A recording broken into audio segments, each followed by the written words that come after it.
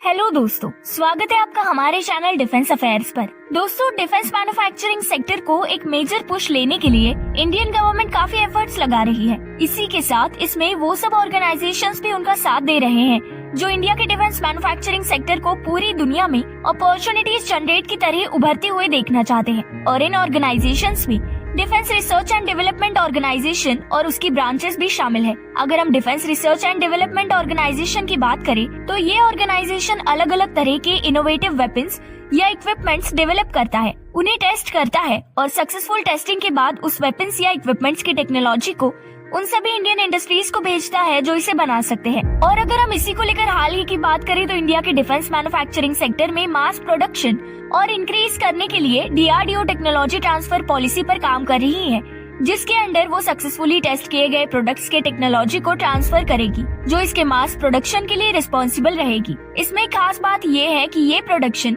एक licence agreement के under किया जाएगा। देखा जाए तो डीआरडीओ ने अभी तक इस तरह के 670 एग्रीमेंट साइन किए हैं। दोस्तों, आपको बता दें कि ये इन्फॉर्मेशन खुद minister of state for defence Ajay Bhatt ने राज्यसभा में दी है। अगर हम डिफेंस मिनिस्ट्री द्वारा दिए गए स्टेटमेंट को देखें तो डीआरडीओ उन सभी प्रोडक्ट्स के डिजाइन और डेवलपमेंट को देखता है जिन्हें इंडियन एयरफोर्स यूज करती है। इनके सक्सेसफुल ट्रायल और इवैल्यूएशन के बाद इन टेक्नोलॉजीज को इंडियन इंडस्ट्रीज को ट्रांसफर कर दिया जाता है, जिसमें डीआरडीओ और Indian industries transfer of technologies के लिए लाइसेंसिंग अग्रीमेंट साइन करते हैं। अगर हम रिसेंट की डीआरडीओ की ट्रांसफर ऑफ टेक्नोलॉजी की पॉलिसी पर ध्यान दें तो ये पॉलिसी 19 अगस्त 2019 को लागू की गई थी। इस अग्रीमेंट के अंडर सबसे इम्पोर्टेंट क्लॉज ये है कि ये डीआरडीओ दोनों तरह की टेक्नोलॉजी जैसे कि डिफेंस और ड्यूल यूज टेक्नोलॉजी को प्राइवेट कंपनीज को ट्रांसफर करती है और अग्रीमेंट के अंडर इंडस्ट्रियल टेक्नोलॉजी को सब लाइसेंसिंग के द्वारा किसी और कंपनी को ट्रांसफर नहीं कर सकती। और अगर वो ऐसा करना चाहती है तो उसे डीआरडीओ का रिटन अप्रूवल लेना होगा।